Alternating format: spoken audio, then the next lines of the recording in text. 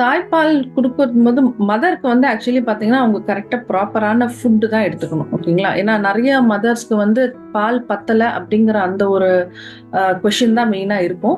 So first thing தாய்ப்பால் குடுக்கறதுக்கு முன்னாடி அ தாய்ப்பால் குடுக்குறதா இருந்தா மதர் வந்து நல்ல ஒரு ஃபீடிங் எடுக்கணும். அவங்க வந்து நல்ல ஹெல்த்தியான வெஜிடபிள்ஸ், நல்ல அவங்களோட ஃபுட்ல வந்து ஏன்னா நம்ம தாய்ப்பால் மூலமா தான் வந்து குழந்தைக்கே வந்து நியூட்ரியன்ட்ஸ் போகுது. ஸோ அந்த மதர் எந்த அளவுக்கு நல்லா ஃபுட் எடுக்குறாங்களோ, அத பேஸ் பண்ணி தான் அந்த குழந்தைக்கு நல்ல நியூட்ரிஷியஸான வந்து ஃபீட் கிடைக்கும். ஸோ நல்ல ஹெல்த்தியான வெஜிடபிள்ஸ் சாப்பிடணும். ஃப்ரூட்ஸ் நல்லா சாப்பிடலாம்.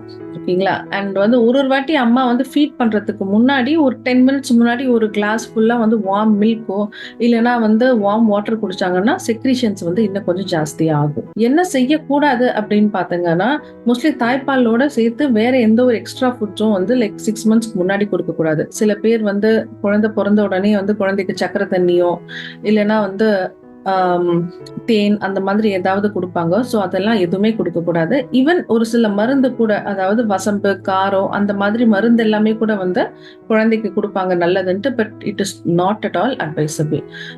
பிரஸ்ட் ஃபீடிங் மட்டும் தான் குடுக்கணும்.